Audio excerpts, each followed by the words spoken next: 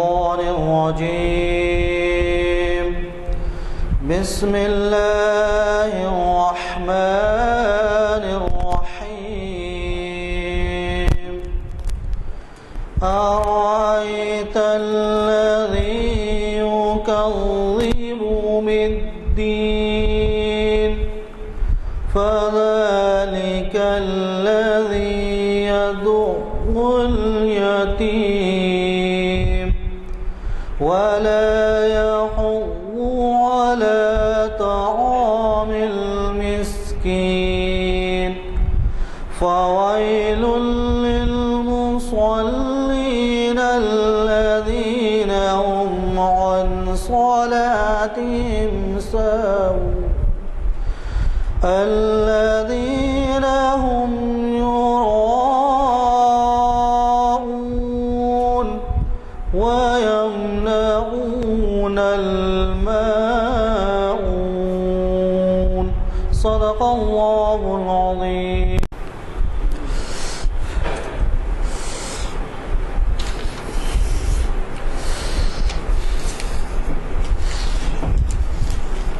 السلام علیکم حضرات، جیسے کہ آپ واقف ہیں، ہمارے اعلامیہ نمبر 425 کی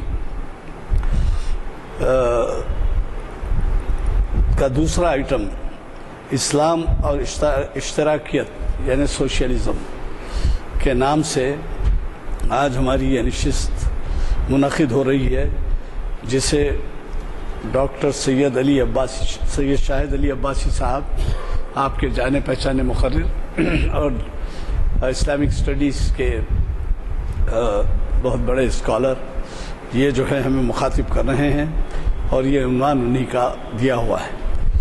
یہ نشست آج 24 مارچ 2012 یکم جمادی الاول 1433 ہجری بروز ہفتہ بعد عصر جامع مسجد عالیہ کے کانفرنس ہال میں منعقد ہو رہی ہے، اور یہ تاریخ اسلام کی 546ویں نشست ہے۔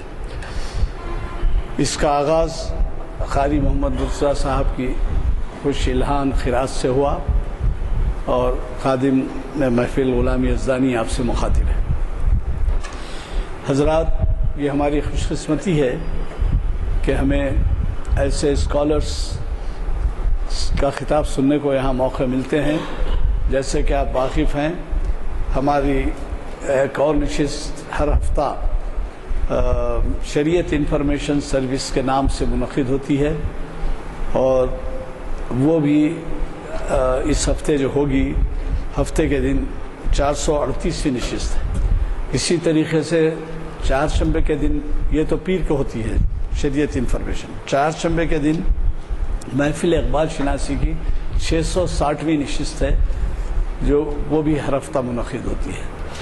بہرحال خوشی کی بات یہ ہے کہ ہمیں شہر حیدرآباد کے ہی نہیں بلکہ بیرون شہر اور بیرون ریاست اور بیرون ملک کے علماء کو بھی اور بڑے بڑے اسکالرس کو سننے کا یہاں موقع ملا ہے، اور اس سے ہم نے استفادہ کیا ہے۔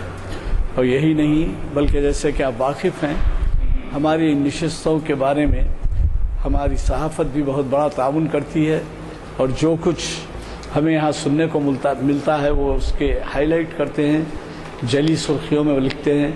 یعنی مطلب یہ ہے کہ اس سے استفادہ کنندہ جو ہے خوش ہوتے ہیں، جبھی تو ان کی ہمت افزائی کے لیے صحافت بھی ہمارا تعاون کر رہی ہے۔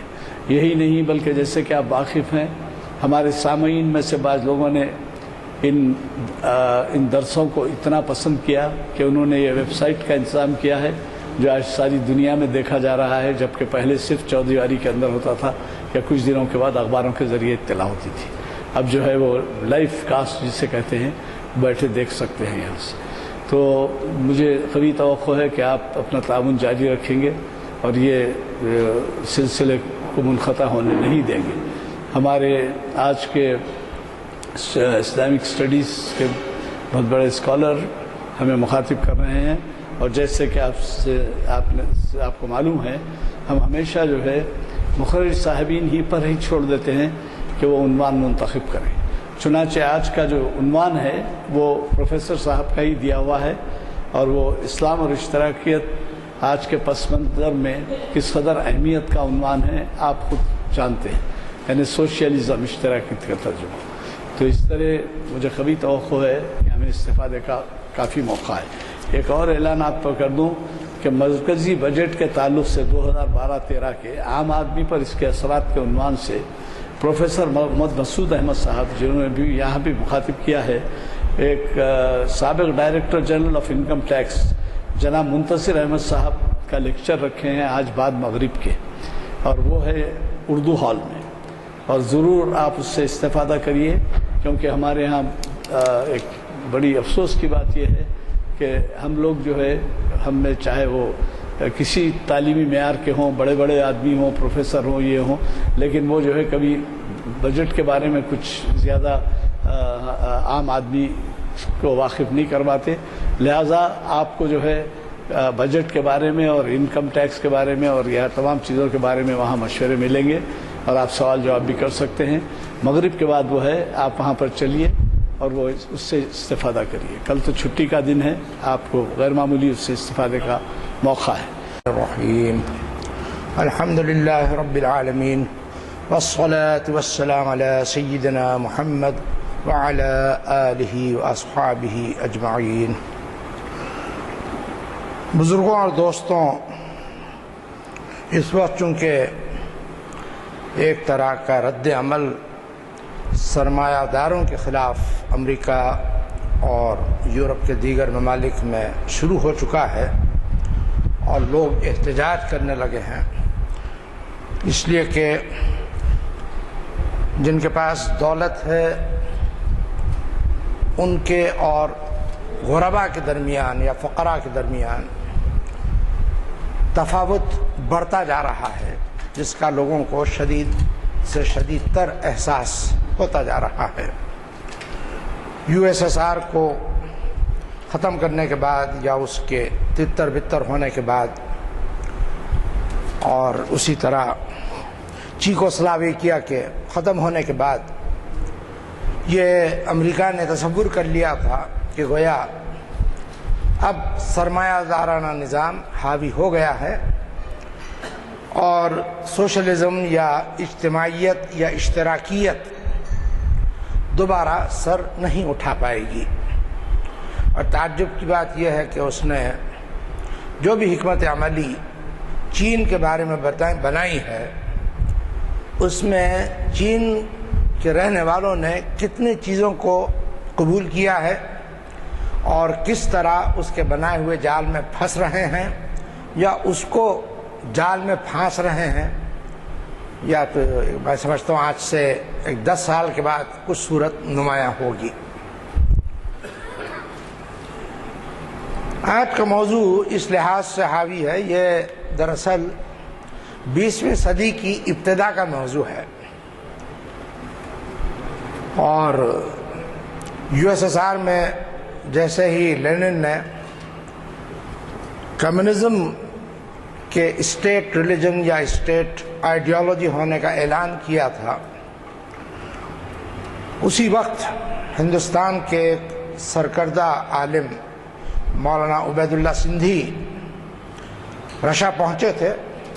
وہ پہلی بیرون ہند جلا وطن آزاد ہند حکومت کے نمائندے تھے. رانا پرتاپ جس کے صدر تھے اور جس کی بنیاد افغانستان میں ڈالی گئی تھی، وہاں سے وہ جب ناکام ہوئے تو USSR چلے گئے. ہندوستان میں ان کو دوبارہ داخلے کی اجازت نہیں دی گئی. وہاں گئے، لینن سے ملنا چاہا تو پتہ چلا کہ لینن بستر مرگ پر ہے اور اس کی دماغی کیفیت ایسی نہیں ہے یا جسمانی کیفیت بھی ایسی نہیں ہے کہ کسی سے بات کر سکے. انہوں نے بڑی کوشش کی کہ اسلام کے بنیادی خد و خال ان لوگوں کے کانوں تک تو کم از کم پہنچ جائے، پھر وہ فیصلہ کریں. لیکن اتفاق کہیے کہ لینن اس وقت بستر مرگ پر تھا اور اس تک اسلام کا پیغام نہیں پہنچا سکے، اور وہ اسی حالت میں دوسرے عالم میں پہنچ گیا۔ اس کے بعد آپ جانتے ہیں وہاں پہ آپس میں کافی اختلاف ہوا اور اقتدار اسٹالن کے ہاتھ میں آیا۔ ان کو موقع ملا اسٹالن کے سامنے اپنی بات رکھنے کا۔ انہوں نے اسلامی حکومت کے بنیادی ارکان، اس کے مقاصد، اس کے شرائط اور اس کے مقاصد رکھے۔ تو اسٹالن بہت مرعوب ہوا اور اس نے کہا کاش آپ 3-4 سال پہلے آ جاتے، اس لیے کہ انقلاب روس 1917 میں ہوا، جس میں بڑے مظالم مسلمانوں کے ساتھ بھی روا رکھے گئے، ان پہ بھی ڈھائے گئے۔ بہت سارے وعدے کیے تھے لینن نے، لیکن بعد میں جب حکومت کمیونسٹ کی بنی تو ان لوگوں نے سارے وعدے فراموش کر دیے اور مختلف سوویت ریپبلکس کے نام سے ایک آزاد مملکت کی بنیاد ڈالی گئی۔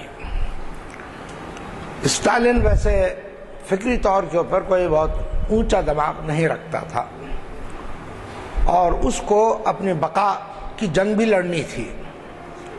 ایک مینیفیسٹو جو لینن نے اعلان جس کا کر دیا تھا، اس سے ہٹنا اب اس کے لیے مشکل تھا، دشوار تھا۔ اسی لیے اس کے کلمات یہ تھے کہ اگر 3-4 سال پہلے آپ تشریف لاتے، لینن کے گوش گزار کرتے، ممکن ہے وہ کمیونزم کے بجائے اسلام کو USSR کے لیے پسند کر لیتا۔ اس کے بعد وہاں انہوں نے جتنا وقت گزارا مشاہدہ کرتے رہے، مختلف علاقوں میں گئے، اس کے بعد واپس افغانستان آ گئے، پھر حکومت برطانیہ سے اجازت ملی تو ہندوستان آئے، اور یہاں آ کر انہوں نے جو کچھ USSR میں دیکھا تھا، مسلمان رؤساء، امراء اور نوابوں کو سنایا اپنی عام تقریروں کے ذریعے، اور اس نے یہ بتایا کہ اس وقت اجتماعیت تیزی سے اپنا قدم جما چکی ہے۔ تم لوگ اگر اب بھی اسلام کی روح سے دوری اختیار کیے رہو گے تو ممکن ہے آج جن پر تم حکمرانی کر رہے ہو یہی کل تمہارے حکمراں بن جائیں۔ آج تم نے جو مظالم ان پر روا کر رکھے ہیں، آئندہ تمہاری نسلوں کو شاید انہی مظالم سے 2-4 ہونا پڑے۔ اس پہ ان کے خلاف بعض لوگوں نے تکفیر کے فتوے حاصل کیے اور بہت سخت تنقید کی، اور انقلابی خیالات کے حامل تھے اور بڑے اونچے درجے کے فاضل اور مفکر تھے۔ اب تو لوگ بہت کم ان کا نام جانتے ہیں۔ تحریک ریشمی رومال کے بہت ہی اہم کارکن تھے، شیخ الہند مولانا محمود حسن کے بہت ہی قریب تھے، اور ہندوستان میں جو دوسرے انقلاب کی کوشش کی گئی تھی اس میں بہت اہم کردار انہوں نے ادا کیا تھا۔ اب یہ اور بات ہے کہ اس میں سے بعض لوگ بہت کمزور دل کے ثابت ہوئے اور حکومت برطانیہ کے سامنے انہوں نے سارا منصوبہ فاش کر دیا، جس کی وجہ سے ان کے داخلے پہ پابندی لگ گئی۔ خیر اجازت ملی، واپس آئے تو اس شرط کے ساتھ کہ یہاں آ کر کسی انقلابی کام میں یا تحریک میں شریک نہیں ہوں گے۔ ان کے قلب پر اتنا صدمہ تھا کہ ٹوپی پہننا انہوں نے چھوڑ دی تھی۔ عالم تھے، اصولی طور پر تو دستار باندھنی چاہیے، صافہ یا امامہ باندھنا چاہیے، امامہ تو درکنار، ٹوپی تک پہننا چھوڑ دی تھی۔ جامع مسجد کے سامنے مولانا سعید احمد بربادی نے ایک مرتبہ ان کو اس حال میں دیکھا کہ کشاں کشاں جامع مسجد کی سیڑھیوں کی طرف چلے جا رہے ہیں تیزی سے۔ تو ان سے کہا کہ مولانا آپ ٹوپی نہیں پہنی آپ نے؟ تو کہا کہ غصے سے دیکھا ان کو، کہا کہ کس ٹوپی کی بات کر رہے ہو؟ یہ سر تو ٹوپی سے 1857 میں محروم ہو گیا. اس ٹوپی کا کیا ذکر کرتے ہو؟ میں جس کے دربار میں جا رہا ہوں اس کی شکایت لے کر جا رہا ہوں کہ قوم بے حس ہو گئی ہے. بہت اس وقت جوش تھا، جوش میں بہت کچھ کہا انہوں نے، جس کا اثر بھی ہوا مولانا پر. بہرحال انہوں نے اس وقت مسلمانوں کو یہاں کے للکارا تھا، آگاہ کیا تھا، لیکن جیسے کہ روش ہوتی ہے دیوانے کی بڑھ سمجھ کر ان کو نظر انداز کر دیا. ان کے اوپر بڑی سخت کتاب، ایک وقت اسی زمانے کے ان کے معاصر نوجوان عالم مولانا ابو الحسن علی ندوی کے خاص دوست مولانا سید ابو الاعلیٰ مودودی کے انتہائی قریب، اور ان کی کئی اہم کتابوں کے عربی میں ڈھالنے کا کام جس شخص نے کیا، مولانا مسعود عالم ندوی، جن کی عربی مولانا ابو الحسن علی ندوی سے اونچے درجے کی تھی. انہوں نے بہت سخت تنقید کی اور بہرحال بہت ساری باتیں ہوئیں. اس تفصیل میں نہیں جانا چاہتا. بہت سارے خیالات ہمارے ذہن میں جیسے ہی سوشلزم کے بارے میں سنتے ہیں دماغ میں در آتے ہیں. جیسے ایک صورت کمیونزم کی ہے، وہ بھی سوشلزم ہی کا ایک حصہ ہے، اور دراصل اس کی بنیاد افلاطون کے زمانے میں اس نے اپنی تصنیفات کے ذریعے ڈالی تھی. یہ اور بات ہے کہ عملی طور کے اوپر وجود میں یہ تخیل نہیں آ پایا. وہ اس انتہا تک پہنچ چکا تھا کہ دنیا میں جتنی اشیاء ہیں سب مشترک ہونا چاہیے. اب میں اس کی تفصیل میں نہیں جانا چاہتا. آپ کا ذہن جن جن چیزوں کی طرف جا سکتا ہے آپ لے جائیے، اور پھر افلاطون کا نام ساتھ میں لگا دیجیے. جو سب چیزیں مشترک ہونی چاہیے. کسی بھی چیز کو اپنی اجارہ داری میں لینے کا کسی کو حق نہیں. جیسے اقبال نے کہا تھا الارض للہ، خود قرآن مجید میں ہے کہ زمین اللہ کی ہے، ساری کائنات کی بادشاہت صرف اللہ ہی کو سزاوار ہے. ہم کو آپ کو جو کچھ عارضی مدت کے لیے حکومت دی جاتی ہے یہ اللہ کی طرف سے امانت ہے، اور اس کے بارے میں ہر حاکم سے پوچھا جائے گا. کلکم راعٍ وکلکم مسئول عن رعیتہ او کما قال علیہ الصلاۃ والسلام. تم میں کا ہر شخص چرواہا ہے، اور ہر چرواہے سے اس کی بھیڑوں کے بارے میں سوال کیا جائے گا. یہ اللہ کے رسول صلی اللہ علیہ وسلم کی طرف منسوب روایت ہے. اور دوسری روایت ہے سید القوم خادمہم. کسی بھی قوم کا سردار دراصل اس کا خادم ہوتا ہے، یعنی اس کے ذریعے اللہ تعالیٰ اپنی مخلوق کی خدمت لیتا ہے. انتظامی امور میں، سیاسی امور میں، مالی امور میں، اقتصادی امور میں، فلاحی امور میں اس سے خدمت لیتا ہے. اس لیے نہیں کہ نعوذ باللہ وہ اپنے آپ کو لوگوں کا آقا کہلانے لگے اور لوگوں کے سر اپنے آگے جھکوانے لگے، اس لیے اس کے ہاتھ میں سلطنت کی باغ ڈور نہیں دی جاتی. اس کے ذمے رعایا کی خدمت ہوتی ہے. چنانچہ آپ جانتے ہیں عمر نے کس طرح راتوں میں گشت کر کر کے مدینے کے لوگوں کے احوال معلوم کرنے کی کوشش کی، اور کیا کیا واقعات ہوئے اس سے پہلے بیان ہو چکے ہیں کئی بار. اور اسی طریقے کا احیاء ہارون رشید عباسی نے کیا، اور اس کے ساتھ بھی بہت سارے واقعات ہوئے. لیکن چونکہ عباسی بہت بدنام ہے اور مورخین نے بہت ناانصافی سے کام لیا ہے بنو عباس کے بارے میں، یک طرفہ تصویر یہ پیش کر دی کہ سب کے سب ظالم اور ستمگر تھے. جیسے اورنگزیب عالمگیر کے بارے میں شبلی کا مصرع مشہور ہے کہ عالمگیر ہندو کش تھا، ظالم تھا، ستمگر تھا. ویسے ہی بنو عباس کے بارے میں مورخین نے کچھ اس طرح تصویر پیش کی، کم از کم مستشرقین نے. حالانکہ تاریخ کی کتابوں میں اس کے برخلاف بہت کچھ چیزیں موجود ہیں، میں اس تفصیل میں نہیں جاؤں گا.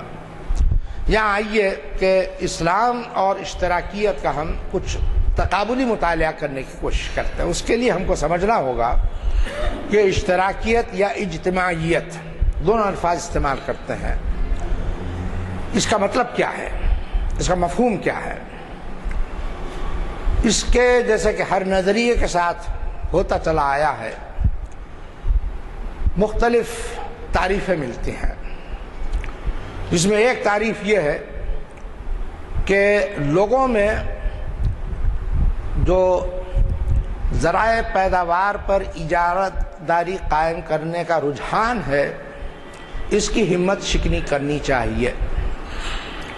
ذرائع پیداوار کا لفظ میں جب استعمال کر رہا ہوں تو اس کے معنی یہ ہوں گے قدرتی ذرائع پیداوار، مثلا پانی ہے، زمین ہے جس میں سونے کی کان نکل سکتی ہے، چاندی کی کان نکل سکتی ہے، ہیروں کی کانیں نکل سکتی ہیں، معدنیات کے ذخیرے سے مالا مال ہے زمین، کوئلے کی کانیں نکلتی ہیں۔ اب جانتے ہیں اب آج کل اخبار میں سرخی میں آ رہا ہے مسئلہ جو کوئلے کے بازار میں ہاتھ کالے کرنا کہتے ہیں، لیکن ہاتھ تو چمک رہے ہیں ان لوگوں کے۔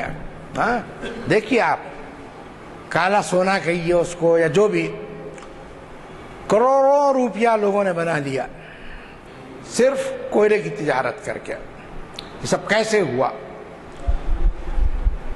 اور یہ خیر بنایا نہیں بنایا ابھی تحقیق ہو رہی ہے، سامنے واقعات آئیں گے، اس طرح سے ہم سمجھنے کی کوشش کریں گے کہ عوام کے لیے ایک چہرہ ہوتا ہے حکومت کے اراکین کا اور سیاستدانوں کا، اور خواص کے لیے دوسرا چہرہ ہوتا ہے، اور پتہ نہیں ایک چہرے پر اور کتنے چہرے لگا رکھتے ہیں لوگ، ایک ایک چہرہ نکالتے جائیے، ایک نیا نیا چہرہ ہر بار آتا جائے گا، آپ کو پہچاننا دشوار ہو جائے گا، بلکہ خود صاحب چہرے کو پہچاننا دشوار ہو جائے گا کہ اس کا اپنا اصلی چہرہ کیا ہے۔ اداکار ہوتے ہیں۔ یہاں پر یہ ہے کہ جتنے قدرتی وسائل ہیں ان کی اجارہ داری عوام یا جمہور کی ہونی چاہیے، کسی انسان کی نہیں ہونی چاہیے۔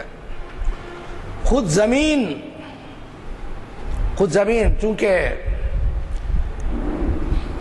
مارکس، اینگلز، لینن، اسٹالن یا اور سوشلزم کے مختلف جو اقسام ہیں اس میں بہت سارے لوگ جو وابستہ رہے، اس میں بڑی تعداد ایسے لوگوں کی ہے جو اللہ کے وجود کے منکر تھے۔ لہذا عام طور کے اوپر یہی تصور کیا گیا کہ جو بھی کمیونسٹ ہے یا سوشلسٹ ہے وہ خدا کے وجود کا منکر ہے۔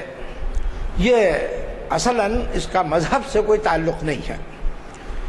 ہاں، لوگوں نے مذہب عیسائیت کا خاص طور کے اوپر جس طرح استحصال کیا چرچ نے اور بادشاہوں نے، اس کے خلاف آواز اٹھائی گئی اور یہ نظریہ پیش کیا گیا کہ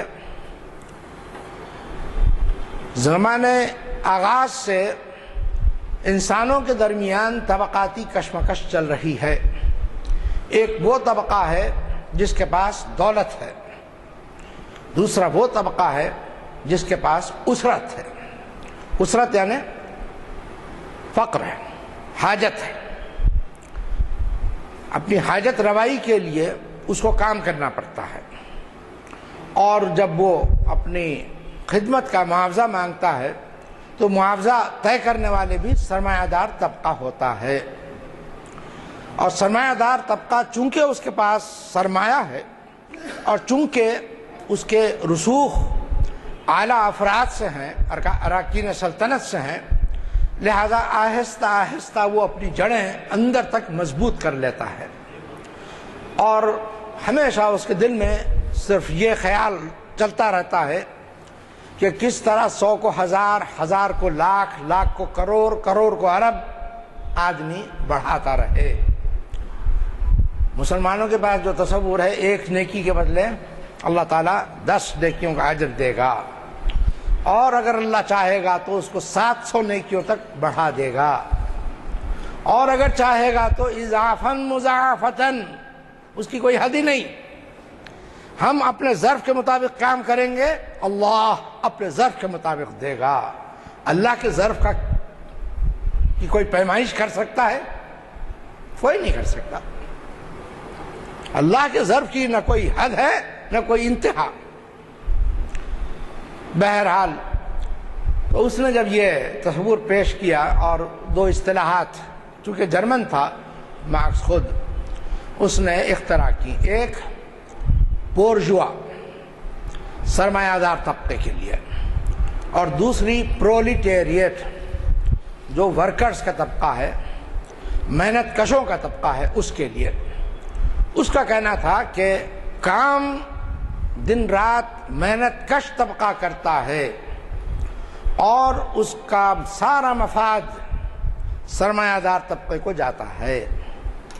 جو آدمی خون پسینہ ایک کر رہا ہے اس کو اس کے فائدے میں سے کیوں جائز حصہ نہیں ملتا؟ اس نے ایک سوال اٹھایا، اور ظاہر ہے اس کو سزائیں بھگتنی پڑی، لیکن وہ اپنے نظریے میں ثابت قدم رہا۔ میں خود مارکسسٹ نہیں ہوں، یہ میں واضح کر دوں، اور بہت اونچے درجے کا ماہر اقتصادیات تھا۔ اس کی جو مشہور کتاب ہے داس کیپٹا، اصل میں وہ اکنامکس ہی کی کتاب ہے، کمیونزم کی کتاب نہیں ہے، وہ بیسیکلی وہ اقتصادیات ہی کی کتاب ہے۔ اس کا اصل جو منثور جس کو اس نے اور اس کے ساتھی نے مل کر لکھا تھا، کمیونسٹ مینیفیسٹو، یہ سامنے آیا، جس میں اس نے خد و خال بیان کیے تھے۔ اب وہ اس نتیجے پر پہنچا تھا اپنے کثیر مطالعے کے بعد اور مشاہدے کے بعد کہ اگر حکومت محنت کش طبقے کے ہاتھ میں آ جائے گی تو حکومت کی ضرورت ہی ختم ہو جائے گی۔ اس کو سمجھنے کی کوشش کیجیے، میں نے ایک ہی جملہ کہا ہے، اگر حکومت محنت کش طبقے کے ہاتھ میں آئے گی تو حکومت کی ضرورت ہی ختم ہو جائے گی، یعنی لوگ مل جل کر شیر و شکر کی طرح اپنی خوشی اور اپنے غم بانٹنے میں یقین کرنے لگیں گے، بلکہ عمل کرنے لگیں گے اسی کے مطابق۔ خیر، یہ اس کا مفروضہ سب جانتے ہیں غلط ثابت ہوا، خود یو ایس ایس آر میں ہوا، ویسی چین میں ہوا، چیکوسلاویکیا میں ہوا۔ ایک ہی پارٹی کے رہنے کی اجازت تھی، اور اس پارٹی کے جو ارکان ہوتے تھے ان کے غیر معمولی اختیارات ہوتے تھے، اور وہ آرام و آسائش کی زندگی گزارنے کی طرف مائل ہو چکے تھے۔ اور اگر آپ دیکھیں، خود خروشچیف کے زمانے میں رشا میں استقبال ہوتا تھا، اس کی تصویریں اگر آپ لوگوں کے ذہنوں میں محفوظ ہیں تو دیکھیں گے محل بنے ہوئے تھے، اور کسی بادشاہ کے محل میں بھی شیشے کے ویسے ظروف کیا ہوں گے جو اس نے مہیا کر رکھے تھے اپنے مہمانوں کے لیے۔ ہر قسم کی اعلیٰ سے اعلیٰ آسائش کے انتظام کمیونسٹ پارٹی کی اونچی لیول کی جو کریم لیئر تھی ان لوگوں نے اپنے کے لیے مباح کر رکھی تھی، اور یہ جو تصور تھا کہ حکومت کی ضرورت ختم ہو جائے گی، یہ محض ایک مفروضہ ثابت ہوا۔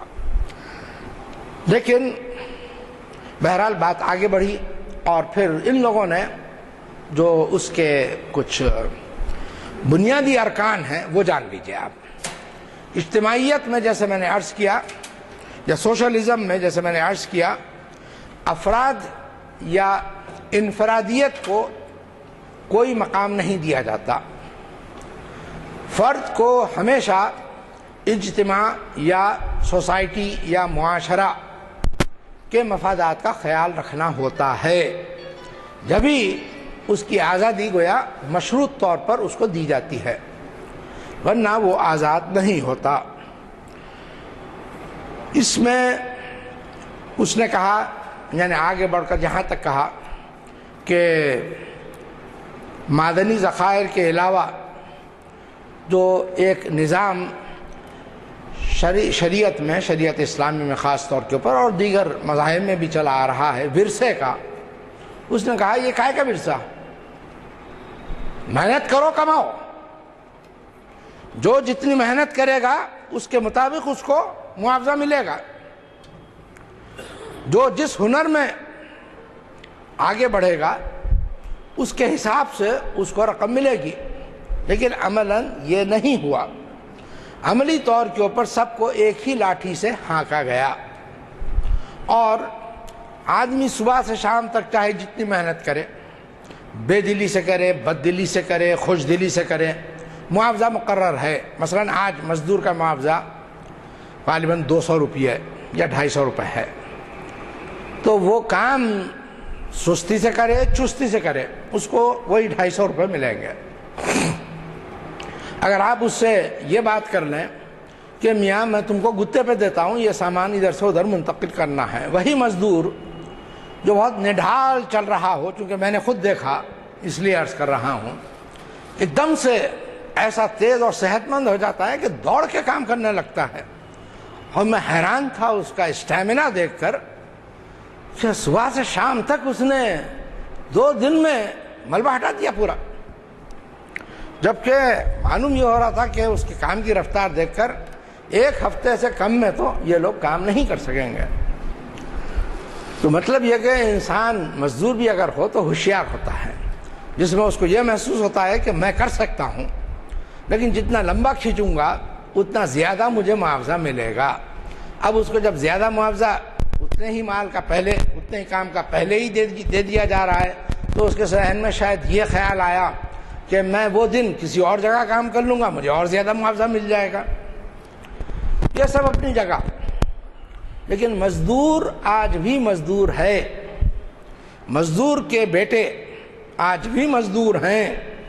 اور جن لوگوں نے اپنے بچوں کو اعلیٰ تعلیم دلانے کی حماقت کی ہے، میں لفظ کسی تحقیر کے انداز میں نہیں کہہ رہا ہوں، ایک استاد ہوں، جامعہ روزانہ جاتا آتا ہوں، 30 سال سے اوپر ہو گئے. وہاں کے لوگوں کی حالت دیکھ کر میں مجبور ہو گیا ہوں لفظ استعمال کرنے کے لیے کہ اگر کسی نے اپنی اولاد کو اعلیٰ تعلیم دلائی اور اس کے بچوں نے اگر مسابقتی امتحانات میں اچھی پوزیشن حاصل کر لی تو وہ پھر کسی مزدور طبقے کی لڑکی سے نکاح کرنے کے لیے تیار نہیں ہوتے. ان کے پیش نظر یہ ہوتا ہے کہ اب میں اپنا طبقہ، سماجی طبقہ اونچا کروں، اور ایسے لوگوں کے لیے کچھ دولت مند لوگ پیشکش بھی کرتے ہیں. ہمارے پاس جو انتظام، یہ جو آج کل ایک بہت بری رسم چل رہی ہے، جہیز کی حرام رسم ہے، اللہ تعالیٰ اس کا خاتمہ کرے، یہ ہم نے دوسری قوم سے لی ہے. اور کس لیے؟ یہی رشوت، اور اس میں پیسے دے کر داماد خریدا جاتا ہے. تو داماد کے پاس چونکہ تا زندگی آرام سے رہنے کی ضمانت مل جاتی ہے، لہذا اتنی رقم انویسٹ کرنے میں ماں باپ کو کوئی تعامل نہیں ہوتا. 10 لاکھ دے رہے ہیں، 40 لاکھ دے رہے ہیں، آج کل تو کروڑ 2 کروڑ کی بات ہو رہی ہے. تو جب اتنی رقم دے رہے ہیں تو کروڑ 2 کروڑ سے زیادہ داماد بیوی کو اپنے فراہم کر دے گا، بشرطے کہ بیوی میں وہ ساری ہٹیں اور وہ ساری چال بازیاں ہوں جن کے لیے معافی چاہتا ہوں میں بعض خواتین مشہور ہیں. تو وہ پھر غلام بنا لیں گی شوہر کو، یا وہ خود بھی امتحان دیں گی اور آگے بڑھ کر میاں بیوی دونوں اپنے ہاتھ رنگیں گے جس طرح رنگ سکتے ہیں. واقعات آ رہے ہیں اس طرح کے بھی. تو بزرگوں، وہ پھر اپنے ماں باپ کو انہی کے گاؤں میں رہنے دیتا، شہر نہیں بلاتا، تاکہ لوگوں میں اس کی سماجی حیثیت معلوم نہ ہو پائے، لوگ واقف نہ ہوں. وہ پھر واپس اس گھر میں، اس جھونپڑی میں، مٹی والے مکان میں جہاں پہ بجلی نہ ہو، رہنے کے لیے آمادہ نہیں ہوتا. یہیں پہ رہتا، ہاسٹل میں رہتا، کسی جگہ کمرہ کرائے پہ لے لیتا، لیکن اپنے گاؤں واپس نہیں جاتا، اسی شہر میں رہتا. اور ایسے کئی ماں باپ ہیں دیہاتوں سے جنہوں نے اپنی اولاد کو بڑے ارمانوں کے ساتھ بھیجا، پیٹ کاٹ کاٹ کر ان کے لیے محنت کی، اپنی صحتیں برباد کرنی، اور بچوں نے پھر بعد میں پلٹ کر ماں باپ کی طرف دیکھا نہیں، اور ان گناہگار آنکھوں نے یہ تک دیکھا ہے کہ بیٹا اپنی ماں کا ہاتھ پکڑ کر کھینچ رہا ہے اور ماں بیٹھ گئی زمین کے اوپر تاکہ اس کو اٹھائے نا، تو ویسے ہی سڑک کے اوپر کھینچتا جا رہا ہے۔ سڑک کے اوپر آپ جانتے ہیں ریتی پڑی رہتی ہے، مٹی پڑی رہتی ہے، اس ساڑی جو پہنی تھی، کپڑے پھٹ گئے ہیں اس کے، رو رہی ہے، لیکن بیٹے کے کان پر کوئی جو نہیں رینگتی ہے۔ میں نے دخل دینا چاہا لیکن مجھے لوگوں نے روک لیا کہ اس وقت یہ نشے کی حالت میں ہے، آپ اگر اس سے کچھ بولیں گے یہ آپ پہ پلٹ پڑے گا، ممکن ہے ماں اور بیٹا ایک ہو جائیں، آپ خود اکیلے ایک ہو جائیں، اور ذہن میں یہ بھی رکھیے کہ آپ مسلمان ہیں اور داڑھی بھی ہے آپ کو، کہیں یہی فتنہ کوئی دوسری صورت نہ اختیار کر لے، وہ الزام لگا دے آپ کے اوپر کہ آپ نے اس کی ماں کے ساتھ مار پیٹ کی ہے، یہ حال کیا ہے، آپ کہاں سے گواہ لائیں گے اپنی صفائی کے لیے؟ تو بعض وقت ایسی صورت تک پیدا ہو جاتی ہے، واپس نہیں جاتے، بہت سارے بچے ایسے ہیں۔ یہاں آنے کے بعد بہرحال یہ ایک تصور ہے طبقاتی کشمکش کا، جس میں اجتماعیت میں یہ ایک مزید اصول یہ ہے کہ تعلیمات میں، ملازمتوں میں اور طبی فوائد حاصل کرنے میں کسی کے ساتھ کوئی امتیازی سلوک نہیں برتا جائے گا، سب کو یکساں ایک ہی طبقے کے لوگ تصور کیا جائے گا، اور کسی کے غریب ہونے کی بنیاد کے اوپر اس کو دواؤں سے یا طبی امداد سے محروم نہیں کیا جائے گا۔ زمین اگر ہے، آپ جانتے ہیں زمینداروں نے کس طرح زمینات حاصل کی تھی اور کس طرح وہ لوگ سرمایہ دار بنے اور سرمایہ دار سے سرمایہ کار بنے، اور آج بھی سرمایہ کار ہیں، لاکھ گر جائیں پھر بھی، جیسے کہا جاتا ہے اونٹ وہ ہاتھی مر جائے تب بھی 1.25 لاکھ کا، اس لیے کہ دانت کی اس کی قیمت ہوتی ہے، تو ویسے ہی ان لوگوں کا ایک مقام ہوتا ہے، اس سے گرتے نہیں ہیں لوگ۔ تو یہاں اس لیے کہا گیا کہ تمام چیزوں کی تقسیم کی جائے گی، اور اس میں اگر آدمی محنت کرے گا تو وہ پائے گا۔ مطلب یہ کہ وراثت میں چونکہ ان ارنڈ انکم ہے، اس کو ذہن میں رکھیے، اس کی اپنی محنت کا اس دولت کے حاصل کرنے میں کوئی عمل دخل نہیں ہے، لہذا وہ کوئی حق اس کو حاصل کرنے کا نہیں رکھتا۔ اس کے ماں باپ نے محنت کی ہوگی، دادا نے محنت کی ہوگی، انہوں نے رقم جمع کی، ٹھیک ہے، مر گئے، ٹھیک ہے، اس کے بعد تمہارے باپ نے محنت کی، اس میں بڑھایا، جو کچھ کیا ہوا، تم نے کیا محنت کی؟ تم کو تو گھر بیٹھے آرام سے مل رہی ہے چیز۔ یہاں اسلام سے ٹکراؤ ہوتا ہے۔ زمین اگر کسی کی ہے اور اس نے زمینات خریدی، ان کو قابل کاشت بنایا، جس کو فقہ کی اصطلاح میں احیاء مواد کہا جاتا ہے، یعنی ایسی زمین جو بنجر سمجھی جاتی تھی اس پر کاشت کی گئی، اس کو قابل رویدگی بنایا گیا، قابل کاشت بنایا گیا، اور اس پر یا تو پھل یا ترکاری یا اناج اگایا گیا، محنت کی کسان نے، اور کسان کی محنت کا صلہ جس کی بھی زمین تھی اس نے دیا، تو اس کے لیے جائز ہے۔ اسلام کا یہ موقف ہے، زمین رکھنے کی ممانعت نہیں ہے۔ لیکن اگر کوئی یہ چاہتا ہے کہ تمام زمینات میرے ہاتھ میں آ جائیں اور میں جیسا چاہوں جو رقم متعین کروں معاوضے کی، وہ اگر تیار ہے تو کام کرے گا، تو اسلام اس کی اجازت نہیں دیتا، کسی کے استحصال کی اجازت نہیں دیتا اسلام۔ ضروری بات جو پہلے سے طے ہو جائے وہ اس تک پہنچنا ضروری ہے۔ اللہ کے رسول صلی اللہ علیہ وسلم کا حکم کیا ہے؟ مزدور کا پسینہ خشک ہونے سے پہلے اس کی اجرت اس تک پہنچا دو۔ اور آپ جانتے ہیں پسینہ خشک ہونے میں 5 منٹ لگتے ہیں، 5-6 منٹ، ختم۔ اتنی دیر میں اس تک رقم پہنچ جانا چاہیے۔ اللہ کے رسول کا حکم ہے کہ کسی غلام سے اس کی طاقت سے بڑھ کر کام نہ لو، اور اگر کسی کو کام دیا ہے تو خود بھی اس کے کام میں ہاتھ بٹاؤ، اس کا بوجھ اٹھانے میں اس کے ساتھ شریک ہو جاؤ۔ اللہ کے رسول خود شریک ہو جاتے تھے۔ خلفاء، خاص طور کے حضرت عمر کا واقعہ مشہور ہے، جب ایک لڑکی، ایک خاتون کے پاس درد ذہ کی خبر ان کو ملی، مطلب خود گئے تھے، گشت پہ نکلے تھے، دیکھا تو واپس آئے تیزی سے اور غلام سے کہا، اسلم ان کا نام تھا، کہ سامان تھیلے میں بھرو، اناج وغیرہ جو کچھ ضروری ہے، تیل اناج وغیرہ رکھا، اس کے بعد پانی کا انتظام کرو کہا، اور پھر پورا تھیلا اپنی پیٹھ کے اوپر اٹھا لیا۔ اسلم نے کہا، حضرت میں ہوں نا، میں بولے کہا کہ قیامت کے دن بھی تم یہی پیشکش کرو گے؟ غلام پیچھے ہٹ گیا۔ حضرت عمر اپنی پیٹھ پر وہ سارا سامان لاد کر ام کلثوم، حضرت علی کی صاحبزادی جو حضرت عمر کی منکوحہ تھیں، ان کو لے کر گئے، اور وہاں جانے کے بعد اس اعرابی کو تھوڑی دیر کے بعد پتہ چلا کہ یہ امیر المومنین خود ہیں۔ تو یہ حال تھا ہمارے حکمرانوں کا۔ اللہ، یہاں پر انداز الگ الگ ہوتا ہے، جس طرح کے لوگ ہوتے ہیں اس طرح کی آداب حکمرانی بھی وضع کرنے پڑتے ہیں۔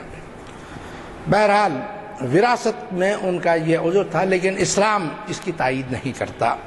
ویسے کسی کے پاس زمین ہے اور وہ اس زمین کے اپنے پاس ہونے کا استحصال نہیں کرتا، من مانی مزدوری مقرر نہیں کرتا، جیسے کہ آپ جانتے ہیں ایک اصطلاح کسی زمانے میں بہت عام تھی، یزدانی صاحب جانتے ہوں گے، بیگار، بغیر معاوضے کے کام۔ ایک علاقے میں ہے، زمیندار ہیں، اس علاقے ان کی اکیلے کی حویلی رہتی تھی عام طور کے اوپر، باقیوں کے چھوٹے چھوٹے مکان، وہ سب ہر چیز کے لیے زمیندار کے پاس آتے، ان سے اپنا رونا روتے، اور زمیندار از مراحم خسروانہ کچھ دے دیتا۔ ان کی ضرورت پوری ہوتی نہیں ہوتی یہ الگ بات ہے، اور ان مراحم خسروانہ کے عوض اس کی زمین، اس کے بیل اور جو کچھ سامان ہے وہ گروی رکھ لیتا، جو کام بعد میں ساہوکاروں نے شروع کیا۔ تو بیگار کام، ایک بار کسی نے کام کیا، پیسے نہیں لوٹائے تو گویا وہ قرض اس نے ادا نہیں کیا، لہذا اس کی اولاد کو قرض ادا کرنا ہے۔ کیسے؟ مفت کام کر کے۔ اللہ اکبر! اسلام اس کی اجازت تھوڑی دیتا ہے، اسلام اس کی اجازت نہیں دیتا۔ ہم کو حکم کیا ہے؟ اگر کوئی قرض دار ہے اور وہ تم سے مہلت مانگے تو اس کو مہلت دے دو، اور اگر کوئی قرض دار اتنا نادار ہے کہ وہ ادا نہیں کر سکتا قرض، اور تمہارے پاس اتنا مال ہے کہ اگر تم اس کو دے دو گے، معاف کر دو گے، تو تمہارے مال میں کوئی خاص کمی نہیں واقع ہوتی، تو اس کا قرض معاف کر دو، بلکہ اپنی طرف سے اور ضرورت کے لیے کچھ دے دو، تاکہ وہ گداگری کی لعنت سے بچے۔ اللہ کے رسول صلی اللہ علیہ وسلم کی خدمت میں ایک صحابی آتے ہیں، کہتے ہیں رسول اللہ کچھ دیجئے۔ رسول اللہ صلی اللہ علیہ وسلم اوپر سے نیچے تک دیکھتے ہیں، کہتے ہیں تمہارے پاس کچھ ہے؟ کہا کہ ہاں کچھ تو ہے۔ تو کیا ہے؟ معلوم ہوا ایک زرہ ہے۔ کہا کہ اس کو بیچ لو۔ رسول اللہ صلی اللہ علیہ وسلم جو حکم دیتے صحابہ عمل کرتے، اس پہ بیچ دیا۔ اس کے بعد کہا کہ اب جا کر کلہاڑی کا ایک پھل خرید لو۔ انہوں نے کلہاڑی کا پھل خرید لیا، اس کو تیز کرا لیا۔ اس کے بعد رسول اللہ صلی اللہ علیہ وسلم کی خدمت میں پھر آئے۔ رسول اللہ صلی اللہ علیہ وسلم نے اپنے دست مبارک سے اس میں دستہ لگایا اور کہا کہ اب یہ کلہاڑی لے کر جنگل کی طرف چلے جاؤ، اور خشک و تر جو لکڑی مل سکے کاٹو، دن میں لکڑی کاٹو اور شام میں لا کر بازار میں بیچو، اور 15 دن تک اپنی صورت مجھے مت دکھاؤ، 15 دن کے بعد آ کر ملو۔ 15 دن کے بعد وہ آتے ہیں تو چہرے پر مسرت کے آثار ہیں، چہرہ خوشی سے سرخ ہو رہا ہے۔ رسول اللہ صلی اللہ علیہ وسلم کے پاس مسکراتے ہوئے آ رہے ہیں۔ رسول اللہ صلی اللہ علیہ وسلم ان کو دیکھ کر مسکرا اٹھتے ہیں، کہتے ہیں بولو کیا حال ہے؟ کہا کہ اللہ کے رسول، اللہ آپ کو اجر دے، آپ نے کیا عمدہ طریقے سے میری تربیت کی اور میرے لیے اپنے روزگار کا اپنا انتظام کر دیا، اب مجھے اس ہاتھ کے بڑھانے، لوگوں کے سامنے دراز کرنے کی لعنت سے روک دیا۔ شکر ادا کرتے ہیں، اللہ کے رسول کا شکریہ ادا کرتے ہیں. تو اللہ کے رسول صلی اللہ علیہ وسلم کا یہ طریقہ تھا. اللہ یہ کہ کوئی شخص بالکل مجبور ہو جائے اس وقت تک کوئی نہ کوئی کام جو جانتا ہو وہ کرے. حتیٰ کہ امہات المومنین ازواج النبی صلی اللہ علیہ وسلم ان کا حال یہ تھا کہ کوئی دستکاری کے فن سے واقف تھی تو وہ دستکاری کرتی تھی، مثلا زینب بنت جہش، اور پھر وہ سامان بکتا تھا اور جو رقم حاصل ہوتی تھی وہ اللہ کی راہ میں خیرات کر دیتی تھی. ایسا دل رکھنا چاہیے، ایسا فراخ سینہ رکھنا چاہیے، اس لیے کہ یہی دولت دراصل قیامت کے دن ہمارے کام آنے والی ہے. یہی چیز ہمارے لیے ذخیرہ ہے. ورنہ کپڑا خریدا پہنا پرانا ہو گیا، بوسیدہ ہو گیا، پھٹ گیا، بدل دیا. کھانا کھایا جو فضلہ بننا تھا وہ بنا، ضائع ہو گیا. آدمی آخر میں شباب کی عمر کے بعد انحطاط پہ جب گامزن ہو جاتا ہے تو پھر آہستہ آہستہ بیماریاں اس کے اندر اپنا گھر بنا لیتی ہیں. انسان کمزور ہو جاتا ہے اور بعض وقت دیمک کی طرح، بعض بیماریاں ایسی ہیں کہ دیمک کی طرح انسان کو ختم کر دیتی ہیں. تو اللہ کے دربار میں ہم کو، آپ کو، سب کو جانا ہے. وَاتَّقُوا يَوْمًا تُرْجَعُونَ فِيهِ إِلَى اللَّهِ، اس دن سے ڈرو جب کہ تم سب اللہ کی طرف لوٹائے جاؤ گے. اب اس کے دیکھیے خصائص کیا ہیں یہ دیکھ لیجئے، کیونکہ وقت بھی کم ہے اب، کہ جتنی زمین ہے اور جتنے کارخانے ہیں، جتنی ریل گاڑیاں ہیں یا ان پٹریاں ہیں یا ہوائی جہاز ہیں، اس زمانے میں تو ہوائی جہاز بننا ہی شروع ہوئے تھے کچھ، یعنی USSR جس وقت وجود میں آیا. اسی طرح جتنی معدنیات کی کانیں ہیں یہ کسی فرد کی ملکیت نہیں ہو سکتی. آج بھی حکومت کا وہی ہے. اگر کسی کی زمین میں کوئلہ نکل آیا تو حکومت لے لے گی، اس کو معاوضہ دے گی، وہ الگ بات ہے، لیکن حکومت ایکوائر کر لے گی اس کو. دوسری چیز کیا ہے کہ پرائیویٹ اونرشپ جس کو کہتے ہیں، ملکیت، کسی کی ذاتی ملکیت رکھنے کا کسی کو حق نہیں ہے. مثلا میرا گھر، میرا فرنیچر، میری کار، کیونکہ یہ میرا ہونے کے بعد ایک مسابقت شروع ہو جاتی ہے. میرے جیسے مشہور اشتہار ہے، اس کی ساڑی میری ساڑی سے زیادہ سفید کیسے؟ آپ لوگوں نے دیکھا ہوگا، میں سمجھتا ہوں کب سے بچپن سے ہم دیکھتے آ رہے ہیں سرف کا اشتہار، کہ اس کا کپڑا میرے کپڑے سے سفید کیسے. تو ویسے ہی ایک مسابقت کا جذبہ ہوتا ہے انسان کا.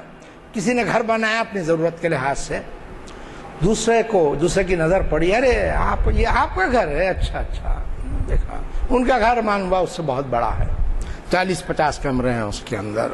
اب کتنے کمروں میں رہے گا آدمی؟ جیسے لوگ بناتے تھے گھر، تو ایسا گھر بناتے تھے کہ ساری اولاد ماں باپ کے ساتھ رہے گی اور اس اولاد کی اولاد بھی اسی گھر میں رہے گی. اتنے بڑے بڑے گھر بنتے تھے، میں دیکھ چکا ہوں اس لیے عرض کر رہا ہوں.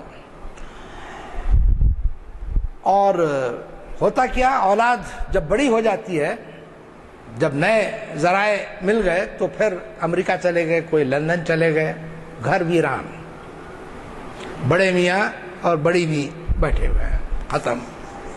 جن کے لیے کمرے بنائے گئے تھے اب کمرے خود ویران ہیں. یہ دونوں تنہا ہیں اور ان کی نگہداشت جس کے اوپر واجب تھی وہ کوئی امریکہ میں بیٹھا ہوا ہے، کوئی نیدرلینڈ میں بیٹھا ہوا ہے، کوئی لندن میں بیٹھا ہوا ہے، کوئی مڈل ایسٹ میں بیٹھا ہوا ہے، اور ان کے کیا حالات ہیں وہ بتاتے نہیں. تو اب یہ رنگ ہے. دیکھیے آج سامان 100 برس کا ہے، پل کی خبر نہیں. اللہ اکبر. تو پرائیویٹ اونرشپ یا ذاتی ملکیت کا تصور سوشلزم میں کوئی گنجائش ہی نہیں ہے، جبکہ اسلام اس کی اجازت دیتا ہے. لیکن احتکار کی ممانعت ہے. احتکار سمجھتے ہیں نا آپ لوگ، سونا چاندی جمع کرتے رہنا. الذین یکنزون الذھب والفضة قرآن مجید میں آیا ہے. کنز کہتے ہیں خزانے کو، کہ سونے اور چاندی کا ذخیرہ کرتے چلے جا رہے ہیں. 10 بسکٹ ہوئے, 10 کے 100 بسکٹ کب ہوں گے؟ اب حساب لگانا شروع ہوا, کتنے پیسوں کی ضرورت ہوگی, 100 کے 1000 کیسے ہوں گے, 1000 سے اور 2000 کیسے ہوں گے. جس کی قیمت بڑھتی رہتی ہے ان چیزوں میں پیسہ انویسٹ کرتے رہتے اور ہمیشہ مال بڑھتا رہے بڑھتا رہے بڑھتا رہے. ہمارے پاس صدقات یا انفاق فی سبیل اللہ کی تلقین کیوں کی گئی, زکوٰۃ کیوں فرض کی گئی؟ تاکہ دولت صرف امیر لوگوں کے درمیان ہی گشت نہ کرتی رہے. دولت کا مقصد یہ ہے کہ انسانوں کی ضرورتیں پوری کرنے کے کام آئے.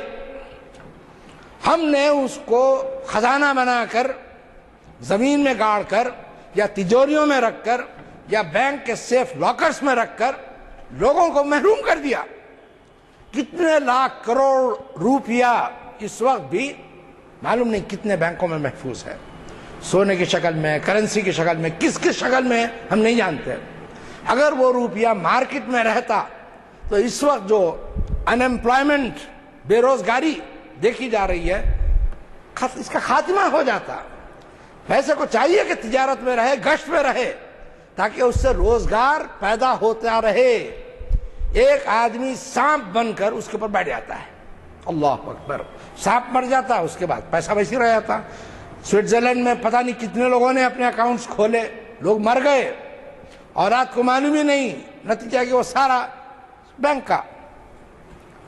تصور کیجئے ایک مندر کے تحت, جیسے ابھی آئی ہے بات, 1 سال پہلے 6 مہینے پہلے کچھ خبر آئی ایپا, سوامی ایپا کے مندر میں جو تہہ خانے بنے ہوئے ہیں اس میں جو کمرے ہیں اس کا ایک کمرہ کھولا گیا سپریم کورٹ کے کہنے پر, تو اندازہ یہ لگایا گیا کہ 1 لاکھ کروڑ روپے کا سونا صرف ایک کوٹھری میں موجود ہے. اور ایسی کئی کوٹھریاں ہیں. اور اس کے بعد لوگوں نے کھدائی شروع کر دی پرانے شہر میں, قلعے کے پاس معلوم ہوا کہ معلوم نہیں ہے کوئی تہہ خانہ نکالا ہے اور اس میں کوئی خزانہ مل جائے.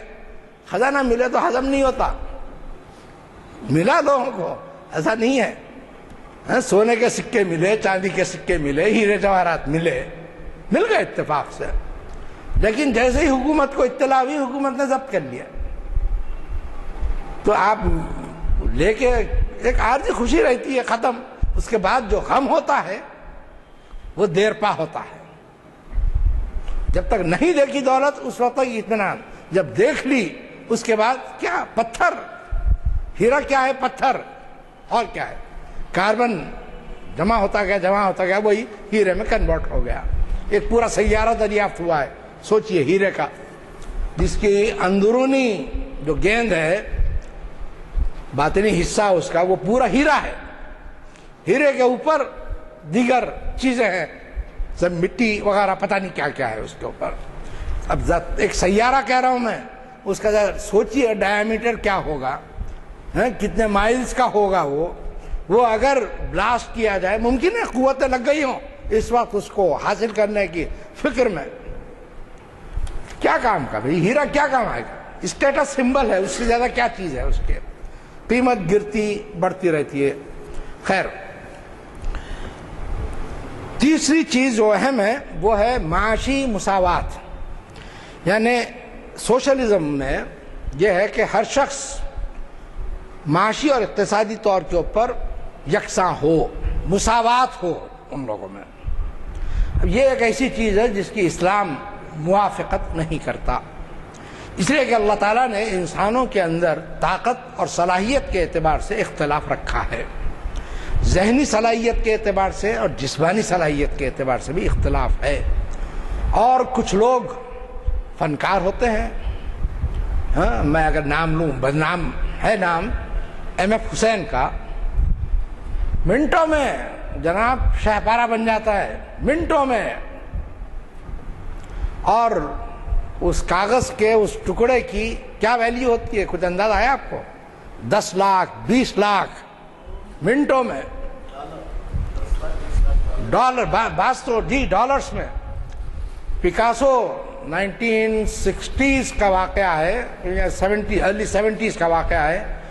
اس وقت ہمارے استاد نے بتایا تھا کہ فرانس میں ایک کانفرنس ہوئی تھی آرٹسٹ کی, جس کو پکاسو کا نام سنا ہے آپ لوگوں کو؟ کچھ دلچسپی ہے آرٹ وغیرہ سے؟ نہیں ہے. اچھا, بہرحال اس وقت تجریدی آرٹ کہلاتا ہے، ایبسٹریکٹ پینٹنگ، اس کا امام سمجھا گیا ہے اسے، یہ نہیں پہنچ پایا۔ تو ایم ایف حسین سے درخواست کی گئی کہ آپ اس محفل کی صدارت کریں۔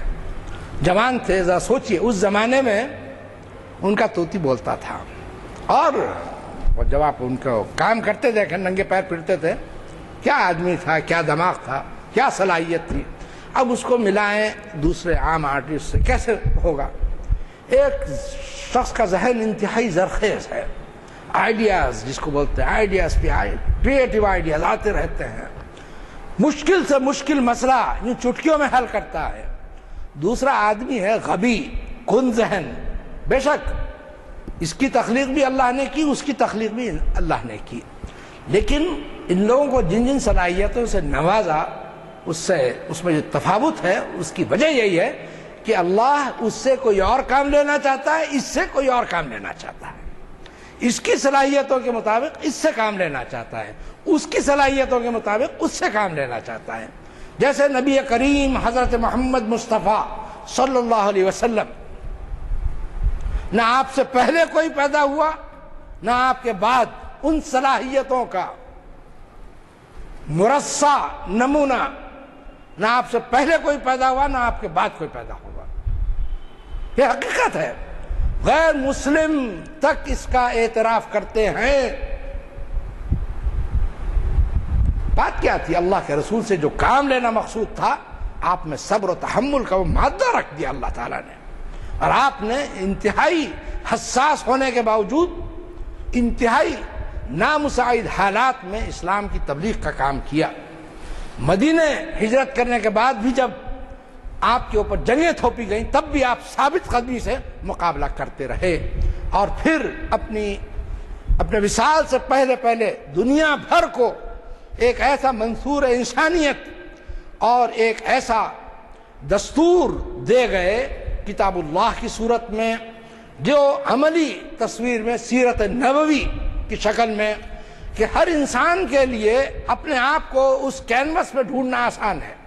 قرآن کہتا ہے فیہ ذکرکم، اس میں تمہارا اپنا ذکر ہے، دیکھو تم کہاں ہو، مومنین میں ہو، ابرار میں ہو، متقین میں ہو، یا نعوذ باللہ ثم نعوذ باللہ مشرکین میں، یا کافرین میں، یا منافقین میں، کہاں ہیں ہم میں کون سی صفات ہیں جو اللہ کو مطلوب ہیں، اور کون سی صفات ہیں جو اللہ جن سے خفا ہوتا ہے، ان سے فوراً اپنا جائزہ لے کر ان سے دستکش ہونے کی، ان کی جڑ سے اکھاڑنے کی کوشش کرنا چاہیے۔ چوتھی چیز، یہ اکنامک ایکوالٹی کی میں نے جیسے بات کہی، ہر شخص جتنی محنت کرے گا اور جیسے سرمایہ لگائے گا اس کو اس کا منافع ہوگا۔ اب یہ اور بات ہے کہ منافع پھر انفاق فی سبیل اللہ، ہاں ضعیف حدیث ہے، عبد الرحمن بن عوف کے اونٹ جب مدینہ طیبہ میں داخل ہوئے سامان تجارت کا نفع لے کر، تو سارے مدینے میں ہنگامہ مچ گیا، اور بی بی عائشہ نے ایک کلمہ فرمایا جو ان کے کان تک پہنچا، تو انہوں نے کہا بخدا میں رینگ کر جنت میں داخل ہونے کے لیے تیار نہیں ہوں۔ سارا مال جو تھا سب اللہ کی راہ میں خیرات کر دیا۔ ام المومنین بی بی عائشہ رضی اللہ تعالی عنہا کا کیا ذریعہ روزگار تھا؟ جو وظیفہ ملتا تھا اس پہ قناعت کرتی تھی۔ 4000 غلام خرید کر اللہ کی راہ میں آزاد کیے، تصور کیجئے۔ اور یہ بی بی عائشہ اکیلی نہیں، دیگر امہات بھی اس میں شریک تھیں۔ ہر ایک یہ کوشش کرتا تھا کہ مالک رب اس سے خوش ہو جائے، وہ کام کرتا رہے۔ تو دولت بھی ایک امانت ہے، اس امانت کا حساب دینا ہے۔ جس نے جتنا کمایا اس سے پوچھا جائے گا کہاں سے کمایا، اس سے پوچھا جائے گا کہاں خرچ کیا، جائز چیز پر خرچ کیا، ناجائز چیز پر خرچ کیا، اچھی نیت سے خرچ کیا یا ریاکاری کی نیت سے خرچ کیا۔ اللہ محفوظ رکھے۔ شرک خفی اللہ کے رسول نے کہا ریاکاری کو۔ تو انسان کو جو چیز بہت محبوب ہے اس کو وہ اللہ کی راہ میں خرچ کرنا ہے۔ جیسے فرماتے ہیں اللہ تعالیٰ لن تنالوا البر حتى تنفقوا مما تحبون، ما تحبون نہیں کہا، مما تحبون، جس کی محبت تمہارے دلوں میں گڑی ہے، جب تک جس چیز کو تم چاہتے ہو اس میں سے خرچ نہ کرو بر کے مطلوبہ مقام کو حاصل نہیں کر سکتے، نیکی کے مطلوبہ مقام کو حاصل نہیں کر سکتے۔ کیسے کریں گے؟ انسان کو آزادی دیجئے، معاشی آزادی دیجئے تاکہ وہ اپنے طریقے کام لائے اور پھر اس سے لوگوں کی مدد کرے۔ اسی طرح اس میں کہا گیا کہ سارے مواقع ملازمت کے ہوں یا دوسرے، اور اس کی اسلام میں بھی تلقین ہے کہ مواقع ملازمت ہوں یا اکتساب کے ہوں، کسی کو محروم نہیں کیا جا سکتا، جس کی جتنی صلاحیت ہے اس کو اجازت ہے۔ اور باقاعدہ رسول اکرم صلی اللہ علیہ وسلم نے جو کام تفویض کیا تھا ان صحابہ کی صلاحیتیں دیکھتے ہوئے کیا تھا۔ زید بن ثابت الانصاری بچے تھے جس وقت جنگ بدر ہوئی، اور پھر کیسا سوچیے آپ، رینسم میں جو ان سے لیا گیا لکھنا پڑھنا سکھا دو، تو ان لکھنے پڑھنا سیکھنے والوں میں زید بن ثابت بھی تھے۔ پھر زید بن ثابت نے قرآن مجید کو 2 بار جمع کیا۔ آپ سوچیے آپ کتنا اونچا مقام۔ اگر زید بن ثابت نہ ہوتے ممکن ہے اللہ تعالیٰ کسی اور کو کر دیتا، اللہ کا نظام ہے۔ یہ بھی سوال ہم نہیں کر سکتے اگر یہ نہیں ہوتے وہ نہیں ہوتے، کیوں نہیں ہوتے؟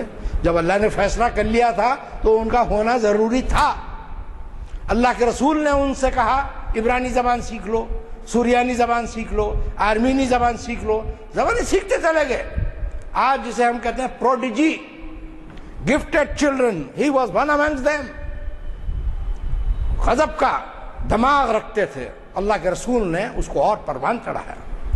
اور قضا یعنی قضا کے معاملات، کیونکہ معاملہ فہم تھے، حق کس طرف ہے ان کا ذہن پہنچ جاتا تھا اور حق کے مطابق فیصلہ کرتے تھے، اس لیے ان کو اس مقام میں خاص طور پہ علم فرائض میں جو وراثت کے احکام ہیں اس میں ان کی مہارت مسلم ہے۔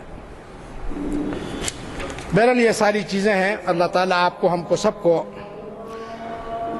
حقائق سے بھی آگاہ رکھے، اور کسی بھی تحریک کے خلاف ہونے سے پہلے بھی اس کے بنیادی خد و خال جاننا ضروری ہے، اس لیے کسی کی مخالفت نہیں کرنا چاہیے۔ مختلف تحریکوں، مختلف نظریات کے اچھے پہلو بھی ہیں اور کمزور پہلو بھی ہیں۔